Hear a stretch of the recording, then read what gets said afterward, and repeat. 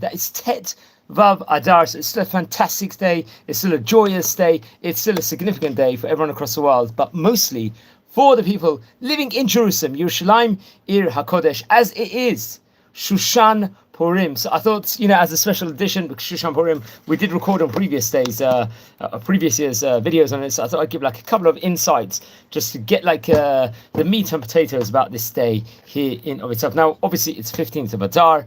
It's when the residents of Jerusalem and other ancient walled cities celebrate this joyous holiday of Purim. Why Shushan Purim? Why on this date? The battles fought between the Jewish people and the enemies throughout the Persian Empire took place obviously on the 13th of Adar, on Jewish Ta'anit Esther. Now, around the world, the Jewish people rested and celebrated on the following day. That was Yud Daled Adar, yesterday, 14th of Adar. That's something that we have to point out. But in the capital city of Shushan, however, where there were, let's say, a greater number of people that didn't like the Jews, hated the Jews, the fighting would continue for 2 days, on the 13th and 14th of Adar, and the victory celebrations in Shushan was thus held on the 15th of this specific month. So very, very interesting. I'm just reading this. Rav Naftali Silberberg will give an interesting insight on this. So when the holiday of Purim was set out for the 14th of Adar, the rabbis instituted that Shushan residents, let's say, would observe Purim on the 15th of Adar, the date when the Shushanite Jewish people would go out into celebration. And the 15th of Adar naturally is called Shushan Purim. So which cities now, this question is, are included within regards to this? So along with Shushan, which obviously is located in modern-day southwestern Iran, all cities that were walled at the time when the Israelites were under the leadership of Joshua would enter Canaan and observe Purim on the 15th. Now today, the only cities that we are certain had walls in Joshua's time, in the times of Joshua, is Jerusalem. Obviously, we know the book of Joshua. I recommend everyone to learn the Tanakh, Torah, Nevi'im, and Ketuvim. And the book of Joshua is right after Deuteronomy, after Sefer Devarim. Today, the only city that we are certain had walls in Joshua's time is Yerushalayim. And indeed, in the holy city, Purim is festively celebrated one day after all other cities. There's various other, let's say, ancient cities in Israel, such as Jaffa, Tiberias. Tiberias obviously is a holy city, regarding which there is, let's say, some suffix, a reasonable doubt whether they were walled in Joshua's times. Now, these cities observe 2 days of Purim. Now, Shabbat and 3-day Purim. What's the idea between this, about this? Dear friends, we learn about this very much in Masechet Megillah. The 14th of Adar, the regular Purim, can never fall on Shabbat, but the 15th of Adar can. For the residents of Jerusalem, this, friends, results in the unique phenomenon of, let's say, a triple or a 3-day Purim, because a number of, let's say, the mitzvot associated with Purim cannot be performed, obviously, naturally, on Shabbat. The observances are spread over a period of 3 days, i.e. Friday, the Megillah reading, night and day, gift support during the daylight hours of Friday. On Shabbat, the Purim ve'ala nisim is added to all the day's prayers and Birkat Hamazon and the grace after meals. The mufti of that day is the Torah reading for Purim, and the Haftarah, we repeat the story of Saul and Amalek, that was read, obviously, on the previous week, on the last week, on Parashat Zachor. And then on the Sunday, the Mishloach Manot will be sent out, and the Mishleh, the Purim feast, will be, especially during the daylight hours on Sunday. Now, regarding the 3-day Purim, when Jerusalem's celebration continues into, let's say, the following week, it's actually interesting. The Lubavitcher Rebbe actually interestingly wrote about this. It would therefore be fitting and good, very good, that on this Sunday, when Jerusalemites celebrate the 3rd day of Purim, Jews everywhere should add in joyful activities. That was what he said. Words of Torah, obviously, gladdens heart, making a happiness of Jews with a feeling of love. Obviously, it's fitting, it's necessary, and through sending, obviously, Mishloach Manot and gifts to the poor. And he adds, and through this all to further unite with Jerusalem, bring Achdut, to which we turn daily during the course of every tefillah, prayer. And they will pray to God by way of the city that you choose, chosen and given to each and every Jewish person forever, an eternal inheritance. So that's very, very interesting. just recording this on a live at the moment, so I do see the chats, which someone named Razel is saying. So I appreciate the fantastic feedback over here, which that's been given in of its own right. So just a couple more cute ideas I think I would just give over for Purim, because it's I think it's very, very important to speak about this day. It's a very significant day in of its own right, and there is much to talk about it. There's I see another excellent article from Rav David Borofsky. I think let's see his name, where he gives a why, who, and where Shushan Purim to give over when he talks about one of the unique aspects of Purim. He actually says over, this on the Torat Har Etzion website. One of the unique aspects of Purim relates to different times and places in which it's celebrated.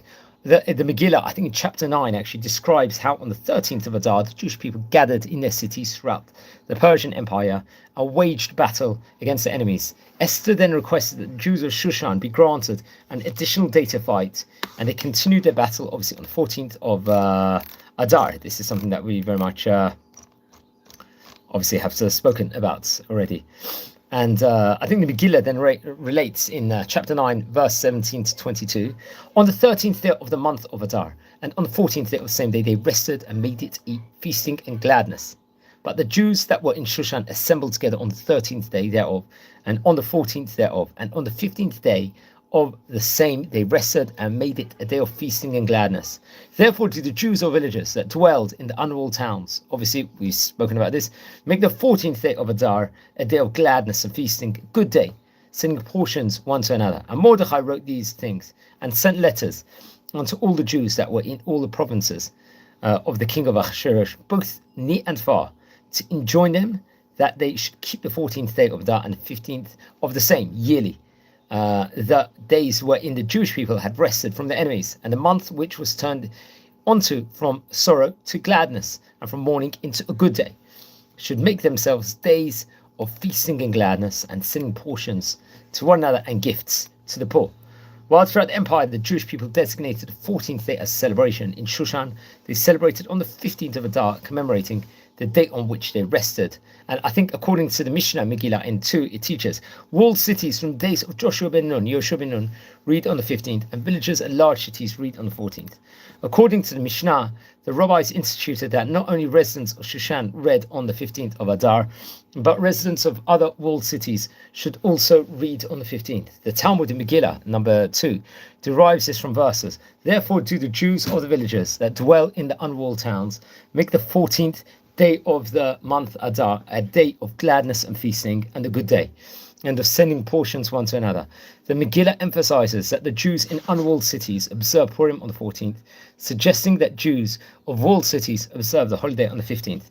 Now, I think in Masechet Megillah, Rabbi Yeshua ben Korcha actually cites, he asserts that, this is on page number 2, that only cities that were surrounded by walls during the days of Achashverosh read the Megillah on the 15th. The Mishnah, however, was going to weigh in and ruled that the observance of the 15th is restricted to cities that were walled already during the time of Yoshua ben Nun, when the Bnei Israel first conquered the land of Israel. And obviously the Jewish law will follow the Mishnah itself. Notwithstanding, let's just say, the historical basis for celebrating the victory of Haman on different days, some of the great Rishonim note that seemingly, let's say, peculiarity in the institution of a holiday which different locations celebrate on different days. And furthermore, they would actually question why the distinction is drawn between walled and unwalled cities, and why a city's status is determined based on the condition of the time of Joshua, Yoshua ben Nun. And furthermore, the Ramban in Megillah in number 2 is going to write that the different celebrations during the year of the miracle do not suffice to explain why 2 different days were established over here. Even in Shushan, he notes the holidays should be observed on the 14th of Adar, the day when the nation as a whole was spared from the fate of Haman's decree. In order to explain, let's say, this halachic phenomenon of 2 different days of celebration, the Ramban resorts to historical and, let's say, conjecture, exegetical conjecture. He explains in response to the miracle of Purim, the Jews who resided in villages and cities independently began to celebrate annually on the 14th of Adar, as they felt more vulnerable to the threat of Achashverosh. However, the residents of the walled cities did not celebrate, as they had felt secure in their fortified cities during the events of Purim, and therefore did not see their survival as a miraculous salvation. For this reason, the Megillah speaks only of celebrations instituted in unwalled cities, as we see in Esther chapter 9, and makes no mention of celebration in walled cities. Even in Shushan, the Ramban contends the Jews only celebrated during the first year, as the Megillah relates. Now, what's interesting is that later Mordechai and the sages ruled the lead of the inhabitants of the villages and cities, and let's say on the biblical precedent in Megillah in Daf 7, they instituted, quoting Yerushalmi Megillah 1:5, they instituted a holiday to commemorate the salvation of Purim, since these Jews had already grown accustomed to celebrating on the 14th, and the rabbis established their day of celebration on the 14th. In addition, they established that even Jews in walled cities who felt less vulnerable to Haman's threat should celebrate Purim, as a Purim miracle in reality saved them as well. And these communities, however, should celebrate on the 15th, the day upon which inhabitants of Shushan initially rested and celebrated their victory. Now, the Rambam, I believe, over here, is continues to explain that at the time of the Purim story, the majority of the Jewish people had already returned to Israel from Babylonian exile, and therefore most of the Jews affected by this miracle lived in Israel. However, the land of Israel was still in ruins as a result of the Babylonian conquest and ensuing exile, and cities over there had yet to be rebuilt. We're just going to come back just in half a minute to watch this space, and we're just going to finish this idea. Sorry.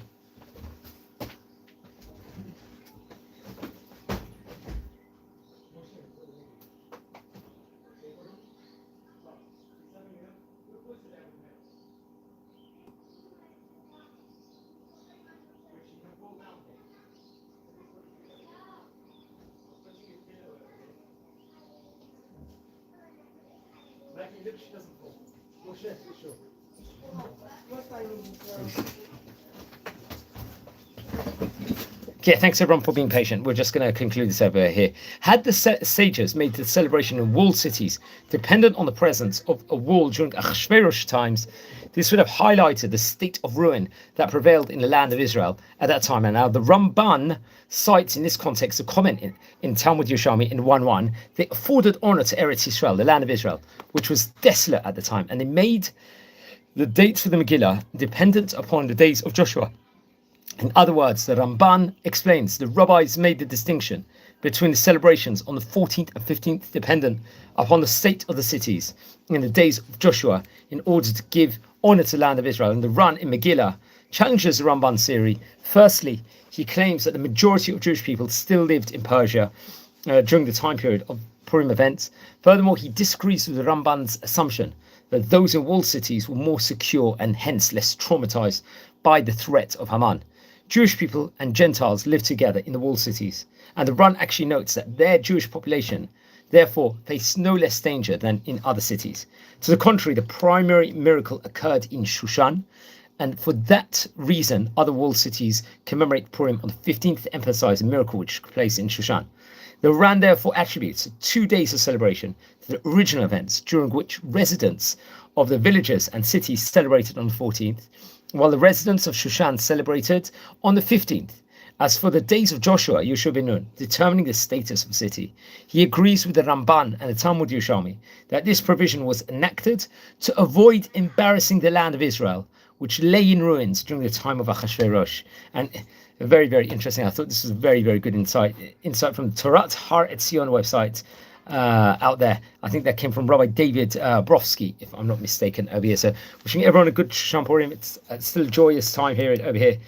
A lot of different customs, I think, still connected to this specific day in of itself. We don't say Tachanun prayers in of its own right, and it's a let's just say a very, very opportune time to make the most of it. Everyone in Purim, everyone that's in Jerusalem, please celebrate, enjoy. Let's hope there's safety for all of Am Yisrael, Be'ezrat Hashem Yitbarach, and we're just going to see good things and the rebuilding of the Beit HaMikdash. B'mehera v'menu at the moment, and we want it now. Okay, so wishing you a great day, and Shushan Purim Sameach, friends. Thank you.